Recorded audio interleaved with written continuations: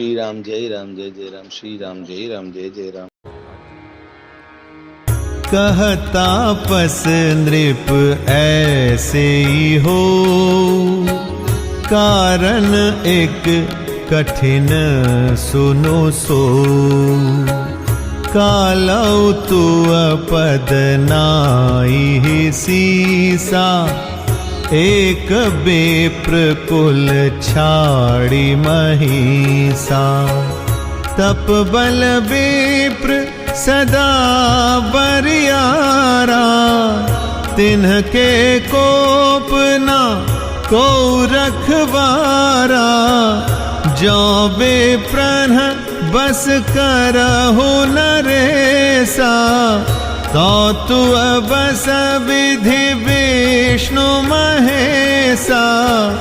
चलन ब्रह्म कुल सन बरियाई, सत्य कहूँ दो भुजा उठाई।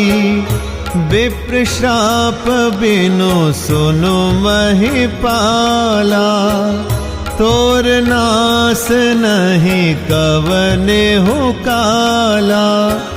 हर्ष उराऊ बचन सुनितासु, नाथ न होई मोर अब नासु।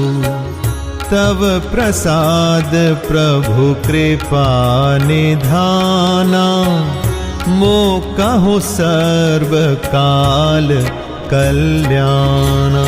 एवमस्तु कहि कपट मुनि, बोला कुटिल बहोरी। मिलब हमार भुलाब निज, कहु तहमहि न खोरी। तपस्वी ने कहा, हे राजन, ऐसा ही हो, पर एक बात कठिन है, उसे भी सुन लो।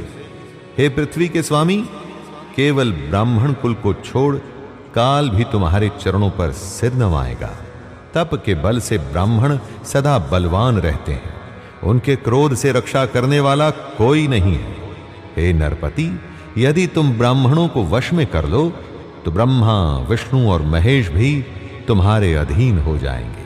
ब्राह्मण कुल से जोर जबरदस्ती नहीं चल सकती। मैं दोनों भुजा उठाकर सत्य कहता हूं, हे राजन सुनो, ब्राह्मणों के शाप बिना तुम्हारा नाश किसी काल में नहीं होगा। राजा उसके वचन सुनकर बड़ा प्रसन्न हुआ और कहने लगा, हे स्वामी, मेरा नाश अब नहीं होगा। हे कृपा निधान प्रभु, आपकी कृपा से मेरा सब समय कल्याण होगा। एवमस्तु, ऐसा ही हो, कहकर वह कुटिल कपटी मुनि फिर बोला, किंतु तुम मेरे मिलने तथा अपने राह भूल जाने की बात किसी से कहना नहीं। यदि कह दोगे तो हमारा दोष नहीं। ताते मैं तो ही बर जाऊ राजा, कहे कथा तव परम अकाजा। छठे श्रवण यह परत कहानी, नास तुम्हार सत्य मम बानी। यह प्रगटे अथवा द्विज श्रापा, नास तोर सुनु भानु प्रतापा। आन उपाय निधन तब नाही, जो हरिहर को पाहि मन माही। सत्यनाथ पद गहि नृप भाषा, द्विज गुर कोप कहु को राखा। राखई गुर जो कोप विधाता, गुर विरोध नहीं को जग त्राता। जो न चलब हम कहे तुम्हारे, हो नास नहीं सोच हमारे। एक ही डर डरपत मन मोरा, प्रभु महिदेव श्राप अति घोरा। होहि विप्र बस कवन विधि, कहु कृपा करिसो। तुम तजि दीन दयाल निज, हितु न देखऊ को। हे राजन, मैं तुमको इसलिए मना करता हूं कि इस प्रसंग को कहने से तुम्हारी बड़ी हानि होगी। छठे कान में ये बात पड़ते ही तुम्हारा नाश हो जाएगा। मेरा ये वचन सत्य जानना। हे प्रताप भानु, सुनो, इस बात के प्रकट करने से अथवा ब्राह्मणों के शाप से तुम्हारा नाश होगा, और किसी उपाय से चाहे ब्रह्मा और शंकर भी मन में क्रोध करें, तुम्हारी मृत्यु नहीं होगी। राजा ने मुनि के चरण पकड़कर कहा, हे स्वामी, सत्य ही है। ब्राह्मण और गुरु के क्रोध से कहिए कौन रक्षा कर सकता है? यदि ब्रह्मा भी क्रोध करें तो गुरु बचा लेते हैं, पर गुरु से विरोध करने पर जगत में कोई भी बचाने वाला नहीं। यदि मैं आपके कथन के अनुसार नहीं चलूंगा तो भले ही मेरा नाश हो जाए, मुझे इसकी चिंता नहीं है। मेरा मन तो हे प्रभु केवल एक ही डर से डर रहा है कि ब्राह्मणों का शाप बड़ा भयानक होता है। वे ब्राह्मण किस प्रकार से वश में हो सकते हैं, कृपा करके वह भी बताइए। हे दीन दयालु, आपको छोड़कर और किसी को मैं अपना हितु देखता ही नहीं।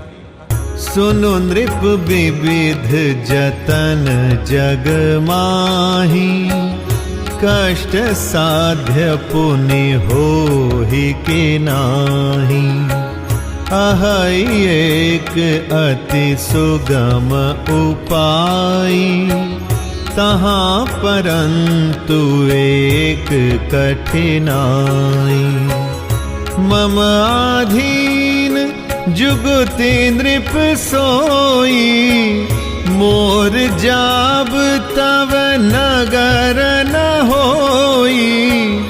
आज लगे अरु जबते भयऊ, काहू के ग्रह ग्राम न गयऊ। जो न जाऊं तब होई अकाजू, बनाई असमंजस आजू। सुनि महिष बोले मृदुबानी, नाथ निगम असनीति बखानी। बड़े स्नेह लघुन पर करही, गिरि निज सिरनि सदा तृण धरही। जलधि अगाध मौलि बह फेनु, संतत धरनि धरत सिर रेनु। अस कहि गहे नरेश पद, स्वामी हो कृपाल। मोहि लागी दुख सहिय प्रभु, सज्जन दीन दयाल।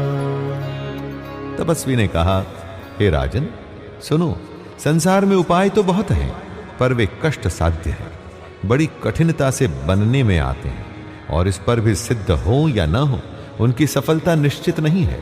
हां, एक उपाय बहुत सहज है, परंतु उसमें भी एक कठिनता है। हे राजन, वह युक्ति तो मेरे हाथ है, पर मेरा जाना तुम्हारे नगर में हो नहीं सकता। जब से पैदा हुआ हूं तब से आज तक मैं किसी के घर अथवा गांव नहीं गया, परंतु यदि नहीं जाता हूं तो तुम्हारा काम बिगड़ता है। आज ये बड़ा असमंजस आ पड़ा है। ये सुनकर राजा कोमल वाणी से बोला, हे नाथ, वेदों में ऐसी नीति कही है कि बड़े लोग छोटों पर स्नेह करते ही हैं। पर्वत अपने सिरों पर सदा तृण अर्थात घास को धारण किए रहते हैं। अगाध समुद्र अपने मस्तक पर फेन को धारण करता है, और धरती अपने सिर पर सदा धूलि को धारण किए रहती है। ऐसा कहकर राजा ने मुनि के चरण पकड़ लिए और कहा, हे स्वामी, कृपा कीजिए, आप संत हैं, दीन दयालु हैं, अतः हे प्रभु, मेरे लिए इतना कष्ट सहिए।